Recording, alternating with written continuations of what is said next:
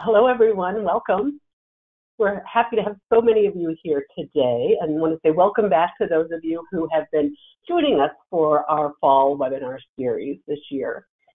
Today's session focuses on how the past informs the present and how NewsBank's resource, America's Historical Newspapers, can help you connect the past to the present with your students. My name is Catherine Bergerson. I am the Vice President of Marketing here at NewsBank. I'll be joined today by my colleague, Matt Stewicki. Just wanted to let you know as we get started, the session is being recorded, and we will send a copy of the presentation along with some follow-up contact information after today's event. Also, you can download them at any time. The resources are in a little gray bar you'll see that says handouts, and you can download the presentation that includes the links and the contact information while we're here today. Right now is the perfect time to be looking at how, again, the past informs the present, and with so many issues going on in the world, really looking at how they have been covered over time, how to compare and contrast. We can really show you how to leverage America's historical newspapers for your curriculum and your assignments. Just quickly want to share our agenda today. We'll give you an overview of this rich collection, what it includes, and what really makes it unique. We're going to show you some best practices for how to search to really pinpoint the most relevant information to your area of interest. And we'll share ideas of how to build visibility, how to engage teachers, coworkers, and students, including some ready-to-use ideas that you can start using right away.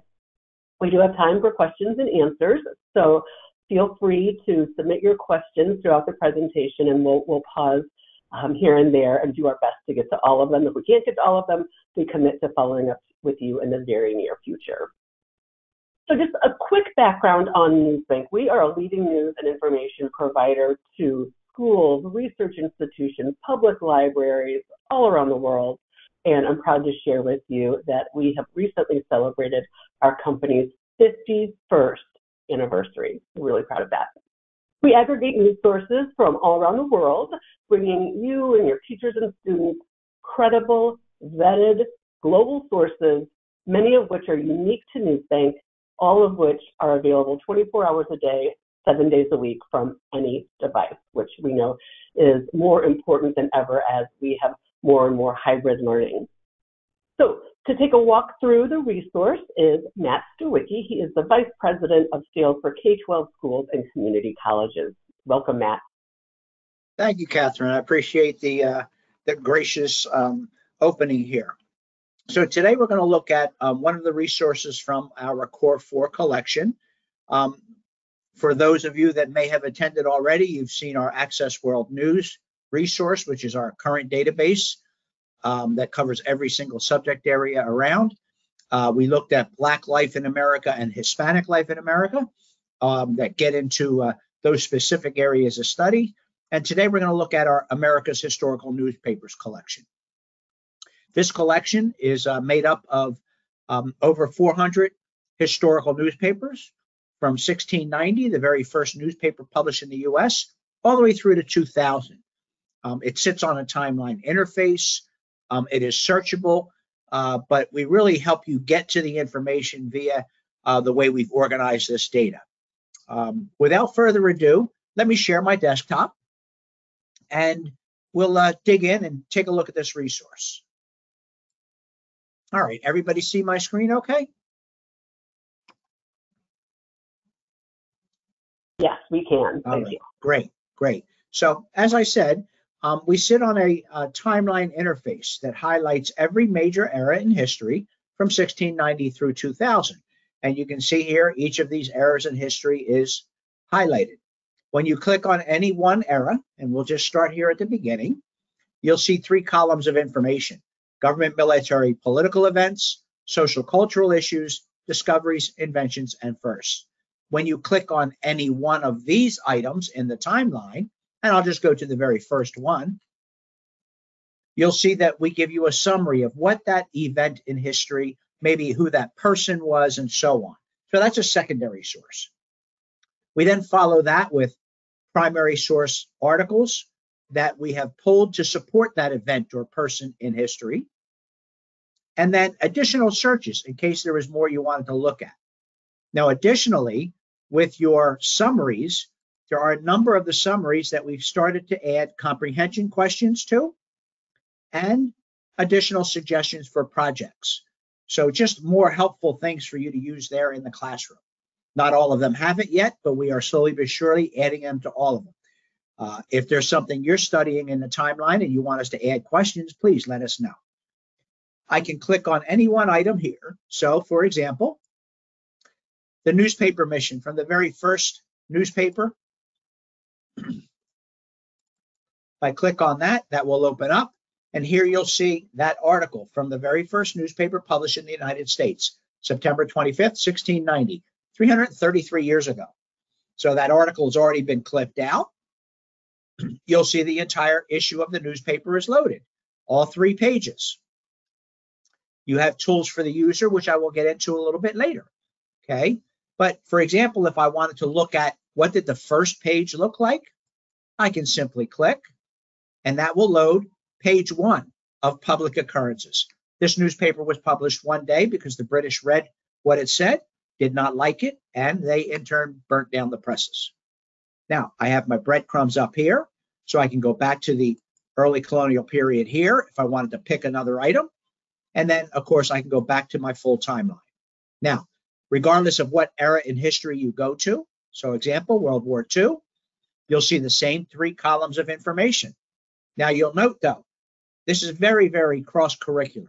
I've got John Steinbeck's Grapes of Wrath, so I can get literary criticism from 1939 when that was written. Here's the helicopter and the nuclear era. So I'm getting into some science arena, okay? And you'll see a lot of that down this column. I've got the Holocaust. Oklahoma, we're getting into the theater. Professional women's baseball. United Nations, we're getting into that civic area. So you'll see that it really and truly is cross-curricular. And one of the additional services we have here is we will actually add something to the timeline at your request. So if you're looking for something and you don't find it, please let us know what it is and we will add it. An example of that is women's military service. Customer came and asked us to add that, so we did. So you'll see the summary, the articles to support that event in history, and the additional searches. So example, if I click on young women, the Navy needs you, that will load that article from the newspaper. So you can see here, this is out of the Oregonian, October 31st, 1944. So there's that article in history, okay? Now, maybe I didn't find what I wanted, so I can actually click here, go back to that timeline entry, and I can run a search. So maybe I want ladies Marines. So I'll click on that, and that will run that search for me. Now, you'll note we have just 13 results here. So these searches that we provide you are very, very targeted. So I can click on this very first article, and I can see, is that what I want? If yes, I can now print it if I wish. Okay, I've got a print function. I can email it to someone. I can create the citation. And here, for example, is the MLA 9 citation. I can download this to Google. Okay, I can put it into an assignment in Google Classroom. We also integrate with Canvas and Schoology. Okay, I can actually look at the entire issue of the newspaper. As you can see, we have page 1 through 10, the entire issue of the newspaper loaded. I can click here to go back to where I was. I got back, or to the next article. So I'll click back on the timeline here, and that'll bring me right back to where I was. The timeline is literally that easy to use. Everything is pulled for you and directly supports all of these different eras in history and the large events and things that occurred during each. Are there any questions on the timeline before I move on to the keyword search? No questions quite yet, but I will remind everyone, you might have a gray bar that says questions or chat. Feel free to enter them there, or depending on what GoToWebinar version you have, it might be a little bubble chat icon you can click on to enter your question. Thanks, Matt.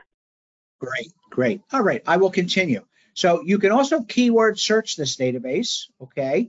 So example is if I wanted to search out information on the Constitution, you'll note I typed in the word Constitution here, but I have a question mark where that S is. And there's a reason for that, and I will illustrate that momentarily. So now I hit search, and I'm going to get a big set of results back. I've got over 3 million results, okay? So this sidebar probably looks familiar to anyone that already subscribes to any of the NewsBank resources. We keep the same type of filters available. So I automatically default to the newest, and we go up to 2000, okay? But I can change my sort to oldest and load the oldest document first, so 1704, or I can go best match, and that will attempt to look into the title of the articles, look into the first paragraph, and so on to try and match my information that way, okay? I'll just click on oldest here.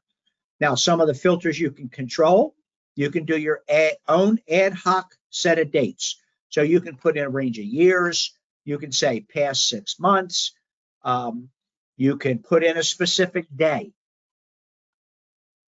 I've got my year here, so I can go to a specific year this way, but right now I've got everything loaded from 2000 forward. So there's a lot of years there. I can go down here, for example, and I can go to the era in history I'm looking for, or I can go to a presidential era. And with all of these filters, you'll see a more options button. When you hit that, that will open up a box where now I can choose and scroll through to get to what era in history do I actually want. So you can click on the specific presidential eras or era in history and so on, okay? Source type, unlike Access World News, there's only one source type here. They are all historical newspapers. We can go to a specific source name. So example is if I only wanted a specific title, maybe the New York Herald, for example, I can just start typing, and you'll note it'll start narrowing the information down as I do that. So you can go to a specific title. You can go to a specific location, okay? So maybe I only want that information from New York. But now you'll note that when I click New York, one of the things that will occur, okay, is my date range will change. Before I had everything from 2000 all the way to 1704. Now my date changes has changed because I only have information from New York covering a specific range of dates. Okay, so I want you to make you aware of that. Okay, now if I enter a filter by mistake, my filters are at the top, so I can simply X out of that to get rid of it. Okay. The database is mainly English, but there is some Spanish and French and German in it. And then we have different article types. Now remember, I said we clipped out articles for you sometimes. Well, when we've done that, we've identified the type of article it was we clipped out. So you could go to just cartoons or illustrations and so on. And I can show you how a search works with that.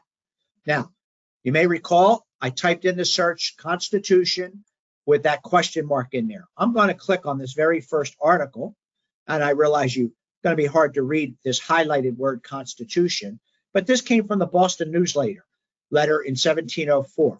So if I click on the title page and open that up, you'll note the Boston Newsletter. But as you can see here, in the middle of the word Boston, it looks like the letter F, and that's actually considered a long S and was used when everything was hand typeset because the head or the tail of the regular letter S would break when it was in the middle of a word. So they created the long S. I use that question mark just to make sure I get every match I can on that letter S, especially when it's in the middle of a word, okay? And this might be where you could use one of the functions across the top here. So example, maybe I want to clip out this header. So what that allows me to do is when I choose the clip function, I can size it, and then I get the option to print it, download it, save it to Google. I'll download it, and I can also include the citation. That will now clip that off of the page, just like NewsBank has clipped articles out for you. You're now just clipping them out yourself. Then it creates a nice, clean PDF, as you can see, with the citation. So it's a great way to utilize this information. I can go to the next result. I can peruse the whole paper, or I can go back to do a new search. Okay, so I'll click back. That'll allow me to do a new search. Another search that I just want to show you real quickly is one of our customers assigns a project to the students where they need to determine the economic landscape during a specific presidential era. So what they do is they type in the word econ with an asterisk. So this way I get economics, economic, economy, economist, so on and so forth, or all versions of the word. Now, remember I mentioned that thing about the article type. Well, here's where I can use that article type, because the project not only says we want to know what the economic landscape during a presidential era was, but they have to do it using cartoons. So I get to go to cartoons. So I can use that article type so I get just to cartoons. Then I can apply the filter on the presidential era I was assigned. So maybe in this case it was Richard Nixon. So I can click, apply. Now I get just cartoons from Richard Nixon era that contains the word economy, economist, so on and so forth. It's just 31 results. So it makes it very easy for me to click on that first result, look at that cartoon. Is that what I want? You know what? That's not really a good one. So now I can just click next and jump to the next cartoon. And you'll see here we've got a cartoon, Never Try Your Hand on Economics with Kissinger, Nixon, some additional verbiage in here. Maybe this is the one I want to use. So now I can print it and so on. The other thing I want to point out is what makes this database just so inviting and students get engaged is that it has everything. So example, I just click right here, I can load this page. And remember, I said it's everything. So here we have advertisements. Okay, so I can get a brand new Plymouth for just $29.87. Okay, it's just phenomenal, the things you can find in here. So the projects that you can assign to students and so on are just fantastic. Okay, that really is just how easy this database is to use. Again, new search allows me to go back, do a new search, or click timeline and jump back into a new era in history. Any questions on how the historical newspapers works? Thank you. Thank you very much, Matt. It's so fascinating. I think everyone loves to see the old ads and the prices of the day and then the language used. So that's so fun. We do have a few questions. If you could go more in depth to show examples of the suggested projects that we offer. Okay, sure. So I'll click in, let's go into the early republic, okay?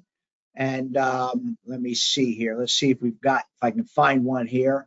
Alexander Hamilton and Aaron Burr. If I click on that and more, okay, nope. See, so this is one, for example, where we did not create the questions for that yet, okay?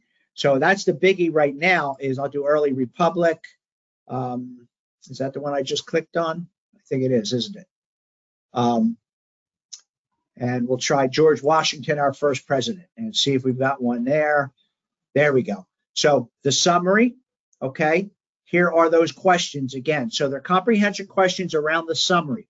Do you understand what we like, what you just read? And then you can see down here, for example, create your own artifact project. Write an essay detailing George Washington's many accomplishments as our first American president. In your essay, examine how his character and presidency set the stage for the future of America.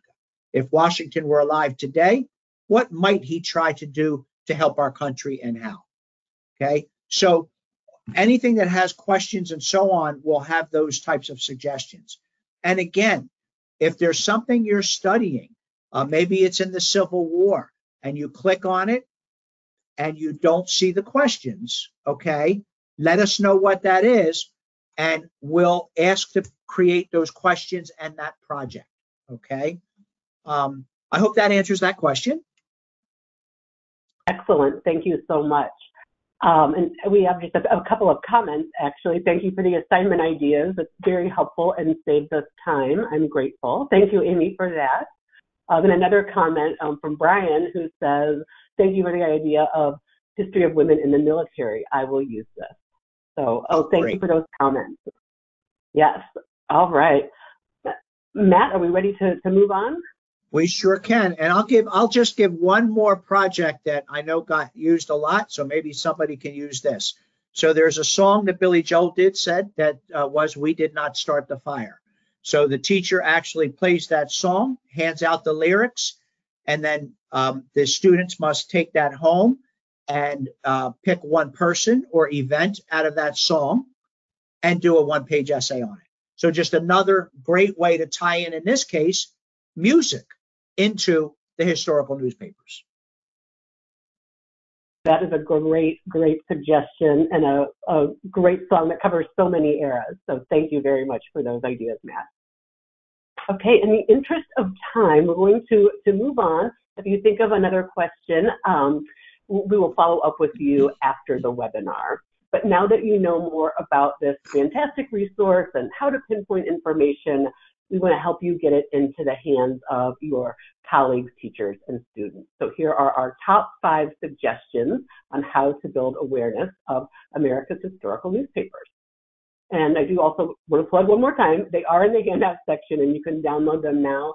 It's so much easier to have that handout ready to go and be able to pinpoint the information than go back later and try to find it. So I do encourage you to download it. Number 1 is building your online or web presence. So of course, the more places you can add links, the more likely it is that people will discover it. We have graphics and brief product descriptions that you can use. You can copy and paste them or customize them for your school. You can see here we have some examples of how some schools added it to a school in Ohio placed it in a section called History, Geography, and Culture.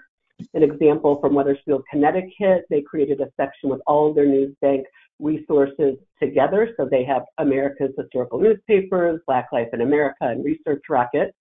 And a school in New York, or York High School in Illinois, placed it in their primary sources and history section. So just again, the more access points, the more likely it is that people will use it and discover it, and we try to make it as easy as possible for you to add. Number 2, we have a great scavenger hunt to get people into the resource. It's ready to use. You can download, share the link, and students can get right into the product to begin really learning how to search. And we've been told by several schools that this is very popular as an introductory activity for students. Number 3, did you know that NewsBank integrates with Discovery Service and learning management systems? Matt mentioned like Blackboard and Canvas. We have Google Classroom, Schoology. We have a big web page with PDFs and video instructions on how you can easily add articles to your assignments.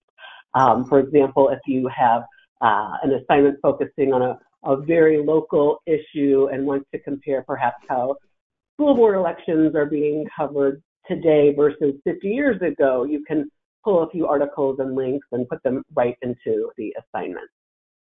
Or you can even take a national issue, for example, the Great Depression, and see how it was covered in various areas of the country, New York versus Boston or San Francisco, smaller cities like that. Number 4 is video views. Video is the number 1 way to engage, and we have a brief overview video that's how to use the historical newspapers and timelines. Please feel free to add this to your website near the resource, if you have a YouTube page or other social media. This is a quick, easy way to just remind people that the resource exists and how they can get started using it. We also hear that this, along with the scavenger hunt, if you pair those two together, perhaps in an e-newsletter or on social media, that they make a great pair. And number 5, host a hands-on training, much like Matt did today. Matt's team offers complimentary training sessions for our customers. So gather up a group from your school or district, and Matt's team will be happy to show the group the presentation and how to best customize it to fit your school or your district's needs. And we'll have a link, and you can share it with others who might find it beneficial. Or, we're going to send a copy of today's presentation to you. Feel free to use that too and share it with others who might find it beneficial.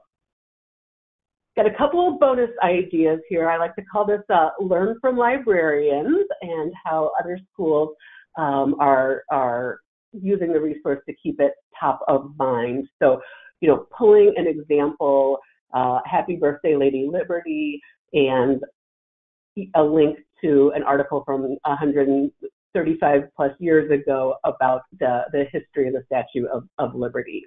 That can make a fun social media post or a newsletter edition. We also have a nice comment from someone that it's like holding an authentic primary source in your hands but through the computer screen. So again, these are just some ideas and ways to keep the resource top of mind and encourage people to get into it. Also, I'd like to share with you 2 quick stories from our librarians that are links that'll be included in the follow-up email. You can watch the 2 brief videos there. The first is from Elizabeth Alexander, who is a librarian in Texas at Bishop Gorman Catholic School, and she talks about how she uses a combination of Access World News and America's historical newspapers to develop what she calls critical users of information. And I think you'll be able to relate to that in today's world of misinformation and fake news, and hearing from a colleague about how she uses these resources. And the second story is on a school's debate team, how the first time they were participating in a debate competition, they used their NewsBank resources, historical newspapers, and Access World News to prepare, and particularly using our citation feature, they were able to come in 6th in the state of Texas. Imagine, the state of Texas, how huge that is for a high school to come in 6th place, and how proud they were of that. So those are just 2 examples of how other teachers and librarians are using America's historical newspapers and their NewsBank resources. So you can find all of this and more on our website. We have a marketing resource center for schools, www.newsbank.com. And you may want to consider sending this page if you aren't your school or district's communication person necessarily. They may like to see this, and this resource center, in addition to what I mentioned, we also have bookmarks and posters, additional newsletter ideas to include. Feel free to share the information with others who may find it valuable. So those, again, are my top 5 engagement strategy ideas and some bonus ideas. I would like to pause here and see if there are any questions. Thank you. We do have a question about where to find this download. There should be you'll either see a gray bar that says handout, and in there you can download it. Or you might see on the left side of your screen some icons that you click on that, and it should be there to download. If you have trouble, let me know, and we'll just email it over to you. But thank you for asking that. Okay, well, if you think of something after today's session, please don't hesitate to reach out. So one last plug for the resources. Today's presentation is just one step in our commitment to working with you. So again, take us up on the offer for a complimentary customized training, visit that marketing resource center for schools, utilize the videos, learn more about the LMS that's so critical these days, particularly with so much online learning happening. And if you have any technical difficulties, please reach out to our customer service team, and all of these links are right here in our presentation. We hope you found today's session valuable and that you have really actionable ways to reach out to your teachers and students right away. As you log out today, you'll see a brief survey. Please take a moment, let us know what you thought about today's session, how we can improve in the future. On behalf of the NewsBank team, we appreciate you spending part of your day with us. Goodbye.